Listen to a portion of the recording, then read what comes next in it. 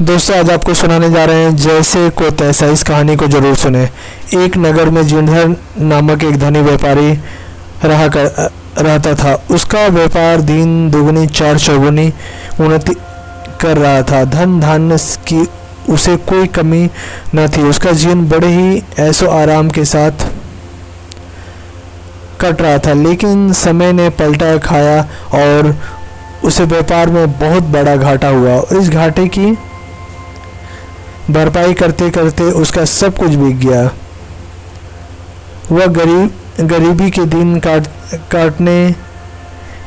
काटने में विवश हो गया। ऐसे में उसने सोचा कि इस नगर में गरीबी के दिन बसर करने से बेहतर है प्रदेश जाकर अपना भाग्य आजमा लूं। यह विचार दिमाग में आने पर उसने विदेश जाने की तैयारी कर ली। उसके पास कोई विशेष सामान नहीं था। सब कुछ पहले ही बिक गया था। एक मन भर का लोहा का तराजू भर बचा था। उसने वह तराजू अपने मित्र शांताराम के पास यह कहकर रखवा दिया कि प्रदेश से वापस लौट कर ये लूँगा।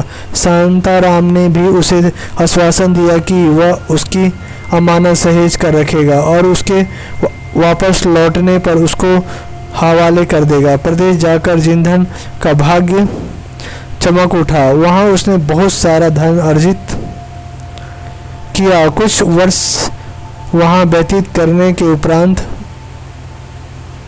उसका मन वापस अपने नगर लौटने को होने लगा और वह अर्जित धन लेकर वापस अपने नगर लौट आया। नगर वापस लौटकर उसने एक आलीशान घर खरीदा और आराम से वहां रहने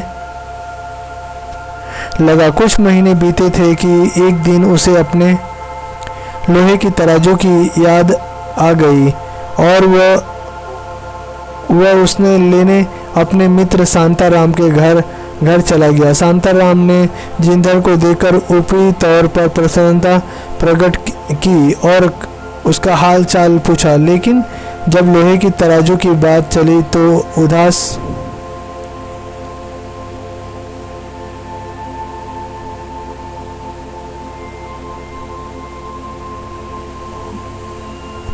जीणधर ऊपर प्रसन्नता दिखे हाल चाल पूछा। लेकिन जब लोहे की तराजू की बात चलती उसे उदास होकर क्या बताऊं मित्र, मैंने तो वह तराजू बहुत संभाल कर गोदाम में रख दिया था, लेकिन बदकिस्मती देखो उसे चूहे ने खा लिया।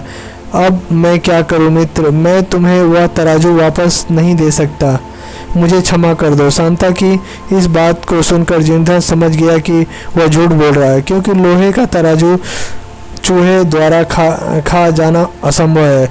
उसने अपने मित्र पर क्रोध तो बहुत आया, किंतु उसने अपना क्रोध उसके समक्ष प्रकट नहीं किया, बल्कि मुस्कुराते हुए बोला, कोई बात नहीं मित्र, मैं तो यहाँ तुमसे मिलने आया था। तुमसे मिलकर मुझे बहुत प्रसन्नता हुई। अब मैं चलता हूँ। हो सके तो तुम मेरे साथ अपने पुत्र को भेज दो। मैं प्रदेश से तुम्हारे लिए उपहार लाया हूँ, मैं उसको हाथ तुम्हें भिजवा दूंगा। उपहार की बात सुनकर शांताराम ने अपने 12 साल के पुत्र को उसके साथ भेज दिया। अपने घर जाने के पूर्व जीणधर ने स्नान का बहाना बनाया और शांताराम के पुत्र को नदी के किनारे ले गया और वहां एक गुफे में ले जाकर उसे बंद कर गुफा के द्वार पर उसने बड़ा सा पत्थर रख दिया, ताकि किसी भी सूरत में वह वहां से निकलकर भाग ना सके। इधर शाम होते तक जब पुत्र वापस नहीं आया तो शांताराम को चिंता हुई। वह जीणधर के घर पहुंचा और उसने अपने पुत्र के बारे में पूछा। जब जीणधर छाती पीट कर रोने का नाटक करते हुए बोला, मित्र, घर आते समय तुम्हारे पुत्र पर गिद्ध ने झपटा मारा और उसे उठा ले गया। मैं क्या करता, बस चीख पुकार मचाता रह गया। इस बात पर शांताराम तुनक गया और बोला, कैसी व्यर्थ की बात कर रहे हो, गिद्ध भी कभी 12 वर्ष के बालक को उठा सकता है? तुम झूठ कह रहे हो, बताओ मेरा पुत्र कहाँ है? इस पर जीर्णधर्म बोला, मित्र विश्वास करो ऐसा ही हुआ। लेकिन शांताराम नहीं माना और नगर के न्यायाधीश के पास पहुंच गया। न्यायाधीश के समक्ष न्याय की गुहार रखते हुए वह बोला, महोदय न्याय करे, इस आदमी ने मेरे 12 वर्ष के पुत्र को कहीं छुपा दिया और अब झूठ कह रहा है कि वह उसे गिद्ध उठा ले गया। भला ऐसा भी कभी हो सकता है? क्यों नहीं? जब मन भर का लोहा का तराजू चूहा खा सकता है तो एक बालक को भी गिद्ध उठा ले जा सकता है। जीर्णधर्म बोला। जीर्णधर्म की यह बात न्यायाधीश को समझ में नहीं आई और उसने जब पूछा तो जीर्णधर्म ने अपने प्रदेश जाने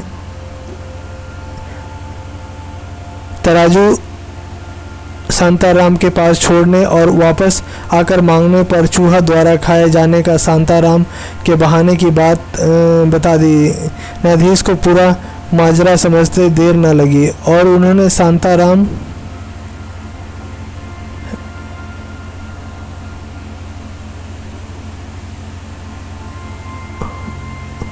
न्यायाधीश को पूरा मजा समझते देना शांताराम से कड़ाई से पूछताछ की। शांताराम ने अपना अपराध कबूल कर लिया और बताया कि उसने लालच में आकर वह तराजू बेच दिया था।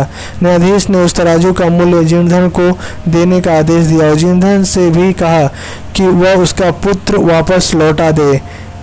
सीख मोरल ऑफ द स्टोरी, जैसा को तैसा मिला।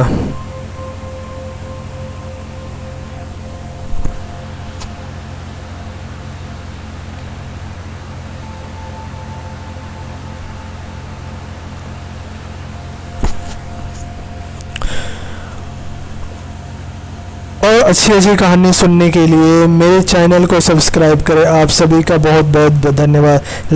लाइक कमेंट्स करें। Thank you.